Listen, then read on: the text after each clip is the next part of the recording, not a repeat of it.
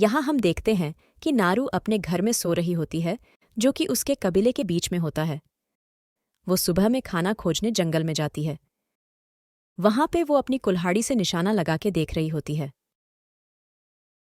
इसी बीच उसे वहां पर एक हिरण दिखती है। वो उसके शिकार के लिए तैयार हो जाती है। तभी एक बड़ी आवाज को सुनकर हिरण वहां से भागने लगता है।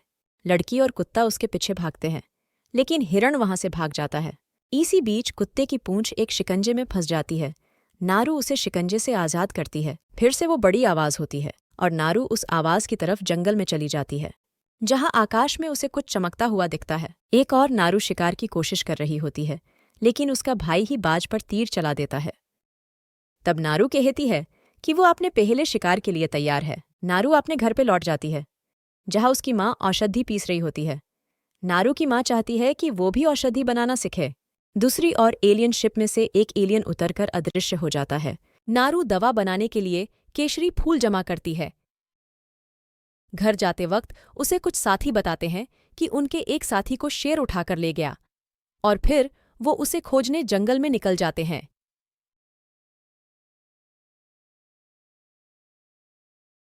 तभी उनके पीछे से एक आहट होती है। वो निशाना लगा रहा था कि नारू का भाई उसे रोक देता है, क्योंकि पेड़ के पीछे नारू ही होती है। वो कहती है कि वो भी साथ में चलेगी। नारू का भाई कहता है कि ये उनके इलाज के काम आ सकती है। वो जंगल में खोज रहे होते हैं कि वो साथी उन्हें जख्मी हालत में मिल जाता है। नारू उसके जख्मों पर दवा लगाती है और बाकी लोग उसे ले जाने के लिए स्ट्रेचर बनाते हैं।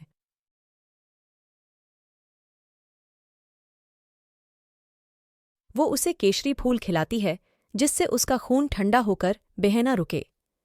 फिर वो अपने घर की ओर निकल पड़ते हैं। वो अपने भाई से बोलती है कि वहां कुछ था जिसे शेर डरकर भाग गया, लेकिन उसका भाई शेर के शिकार के लिए वहीं रुक जाता है। घर जाते वक्त नारू को पैरों के निशान दिखाई देते हैं।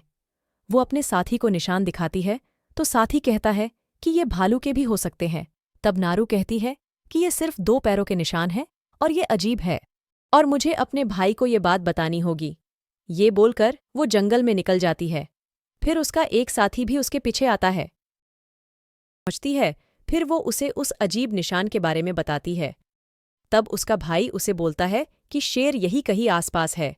नारू कहती है कि हम शेर को लालच देंगे, फिर पेड़ पर इंतजार करेंगे। उसका भाई भी इससे सहमत होता है और बोलता है कि यही सही वक्त है तुम्हारे पहले शिकार का। फिर वो पेड़ पर बैठे शेर का इंतजार करने लगते हैं। जब उसका भाई शेर के लिए जाल बिछा रहा होता है, तभी शेर उसके साथी पर अचानक से हमला कर देता है। शेर नीचे से उस पर झपट पड़ता है, पर वो पेड़ पर होने से बच जाती है। जब नारू और शेर आमने सामने होते हैं, तभी जंगल की ओर से एक बड़ी आवाज होती है, जिससे उसका ध्यान हट जाता है और शेर उस पे हमला करके उसे नीचे गिरा देता है।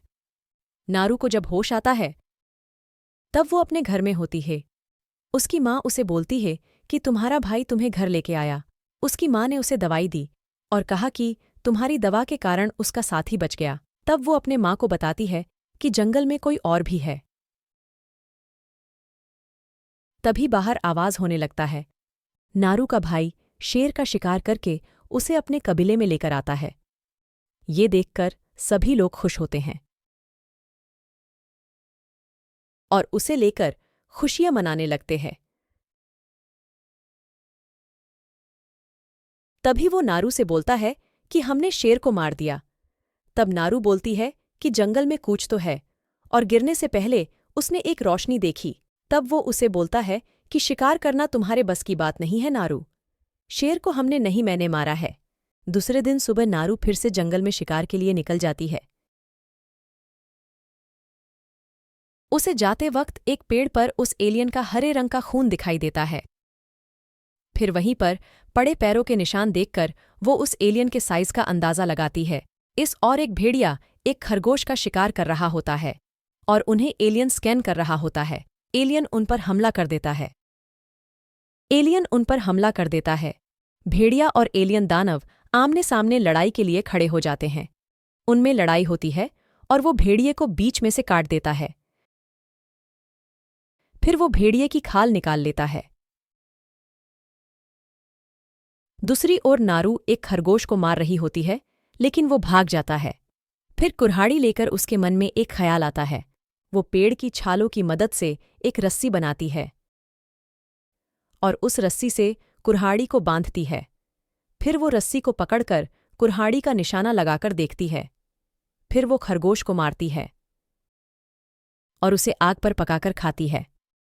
दूसरे दिन सुबह वो फिर से उस आवाज का राज खोजने के लिए जंगल घूम रही होती है। नारू देखती है कि एक मैदान में जानवरों की बहुत सारी लाशें पड़ी हुई हैं। मैदान में चारों ओर लाशें ही लाशें पड़ी होती हैं। सभी जानवरों की खालें निकाल ली गई थीं। नारू वहां पड़े एलियन के अवशेष को उठाकर देखती है। जंगल में एलियन नारू के पैरों के निशान देख लेता है। नारू का कुत्ता अचानक से गायब होता है। तब उसका पैर एक दलदल में फंस जाता है। फंसने के कारण वो हिल नहीं सकती और दलदल में और भी गहराई में फंसने लगती है। नारू ने जिस अवशेष को हाथ लगाया था उसे वो एलियन उठाकर देखता है। नारू दलदल से बाहर निकलने की कोशिश करती है। वो रस्सी से बंधी हुई कुल्हाड़ी निकलती है। फिर वो उसे पेड़ों के बीच फेंकती है, लेकिन वो बिना अटके ही निकल जाती है। वो उसे दूसरी बार फेंकती है, लेकिन कामयाब नहीं होती। बार बार कोशिश करती है। वो अब धीरे धीरे पूरी तरह से उस दलदल में फंस चुकी होती है। वो एक बार फिर कोशिश करती है। आखिर में वो एक पेड़ में अटक जाती है। नारू रस्सी को खींचने लगती है और दलदल से बाहर निकलने की कोशिश करती है। आखिर में वो रस्सी के सहारे बाहर निकल आती है। वो कुल्हाड़ी और धनुष्य को धोती है। तभी उसका कुत्ता वापस लौटकर आता है। नारू और कुत्ता ऊपर से नीचे देख रहे होते हैं। तब उनको एक भालू मछली खाते हुए दिखता है। हवा उसकी तरफ चल रही थी तो भालू उन्हें दूर से ही सूंघ लेता है और उनके तरफ दौड़ने लगता है। नारू भालू पर तीर छोड़ती है, लेकिन उसकी डोरी टूट जाती है। भालू तब तक उनके नजदीक आता है। तभी कुत्ता उसको जंगल की तरफ लेकर जाता है। नारू फिर से निशाना लगाकर तैयार होती है, लेकिन उसका निशाना चूक जाता है। भालू से बचने के लिए वो पानी में कूद जाती है और लकड़ियों के घेर में छिप जाती है। लेकिन भालू उस पे लकड़ियों के ऊपर से ही हमला करने लग जाता है। लेकिन तभी भालू रुक जाता है और कूच सूंघते हुए पानी की तरफ जाने लगता है। तब वहां पर वही एलियन होता है। भालू और एलियन में लड़ाई शुरू होती है। भालू जोर से एलियन पे हमला करता है, लेकिन वो एलियन उसे मार देता है। ये सब नारू देख रही होती है। एलियन भालू को उठाकर बीच में से काट देता है। ये देखकर नारू पानी में कूदकर वहां से भाग जाती है। वहां से बचकर वो जब घर जा रही होती है तब उसके कुछ साथी वहां उसे खोजते हुए आते हैं। नारू एलियन के बारे में बताती, पर वो उसको जबरदस्ती घर ले जाने की कोशिश करते हैं। उनके बीच झगड़ा होता है। तब उसका साथी उसे मारकर बंदी बनाता है और उसे बांधकर लेकर जाने लगते हैं। तब एलियन ऊपर से देखता है। तब उन्हें किसी की आहट लगती है। वो सब देखने लगते हैं। तब उनमें से एक सामने जाता है तो एलियन उस पर निशाना लगाकर उसे मार देता है। जब नारू अपनी रस्सी काट रही होती है तब उसके साथी एलियन पर तीर चलाते हैं। तीर लगते ही वो दिखने लगता है। एलियन दिखने पर वो उस पर हमला कर देते हैं। उनमें से एक साथी को वो फेंक देता है। तब नारू दौड़कर जाती है अपनी कुल्हाड़ी लेने के लिए। तब तक एलियन दूसरे को भी मार देता है। तीसरा भाले से उसको जख्मी करता है। तब तक नारू अपने हाथ खोलकर भागने लगती है। एलियन उसके आखिरी साथी को भी मार देता है। ये देख नारू भागने लगती है। तभी उसका एक साथी उसे पकड़कर खिंचता है। वो उसे कहता है कि एलियन उसके निशाने पर है। नारू बोलती है, हम ही एलियन के निशाने पर है। जान बचाकर भागते वक्त एलियन उसके साथी को मार देता है। नारू फिर से जंगल में घुस जाती है। तभी उसका पैर एक शिकंजे में फंसता है। एलियन उसके पास आता है, लेकिन उसके पास कोई हथियार नहीं होता, इसलिए वो उसे कूच नहीं करता और कुछ बंदूकधारी शिकारी उसे पकड़ लेते हैं और पिंजरे में बंद कर देते हैं।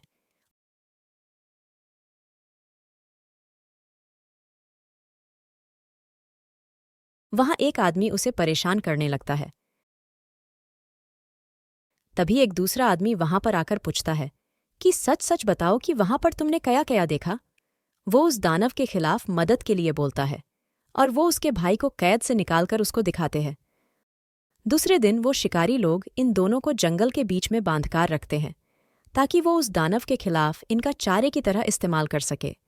सभी शिकारी दूर निशाना लगाकर उस एलियन का इंतजार कर रहे होते हैं। शिकारी दूरबीन से इन्हें देख रहे थे, तभी सब घोड़े भागने लगते हैं, क्योंकि वो एलियन उन सभी शिकारियों को मार देता है जो ऊन पर बैठे थे, और वो दानव एलियन ही उन शिकारियों का शिकार करने लगता है। नारू का भाई बोलता है कि हम शिकार है और वो हमारे लिए आ रहा है। तब नारू बोलती है कि नहीं, वो दानव सिर्फ शिकारियों को ही मारता है, शिकार को नहीं। तभी उस दानव का पैर शिकंजे में फंस जाता है और ये देखकर सारे शिकारी उसे पकड़ने के लिए हमला कर देते हैं, लेकिन वो दानव एक एक करके सभी को मारने लगता है। एलियन शिकंजा तोड़ देता है और उसी से एक को मारता है। वे उस पर गोलियां भी चलाते हैं पर उस पर कोई असर नहीं होता। एलियन एक एक करके सबको मारने लगता है। गोलियों का भी उस पर कोई असर नहीं होता। नारू का भाई उन्हें वहां से आजाद करा लेते हैं। वो कहता है कि वो घोड़ा लेने जा रहा है। नारू अपने कुत्ते को लाने के लिए शिकारी जहां पर रुके होते हैं, नारू वहां पर जाती है। वहां एक शिकारी कुत्ते को मारने ही वाला होता है कि तभी नारू ऊन पे हमला कर देती और एक एक करके उन सबको मारती है। नारू उन सबको मार देती है। नारू जब अपना इलाज कर रही होती है, तभी वहां पे एक जख्मी शिकारी मदद मांगने के लिए आता है। ये वही होता है जिसने उसको मदद के बारे में पूछा था। वो उसे बंदूक कैसे चलानी है वो सीखता है। बदले में लड़की उसे दवाई देती है जिससे कि उसका खून ठंडा होता है और बहना रुक जाता है। तभी वहां पर वो एलियन आ जाता है। उसे देखकर शिकारी मरने की एनेक्टिंग करता है। तभी दानव उसके पास आता है, लेकिन थड़े पड़े खून की वजह से उसे मरा हुआ समझता है। चुपके से ये सब देखने वाली नारू ये सब समझ जाती है। तभी उसका कुत्ता उस दानव पर भौंकने लगता है। दानव उसे मारने के लिए निशाना लगता है। तब नारू का भाई उस दानव पर पीछे से हमला कर देता है और उसका निशाना लगाने वाला हेलमेट गिरा देता है और वो निशाना चूक जाता है। वो नारू के भाई पर लगातार हमला करता है, लेकिन उसका निशाना चूक जाता है। एलियन फिर से हेलमेट पहन लेता है। जब नारू बंदूक से मारने वाली होती है, तब उसका भाई एलियन को भाला मार देता है।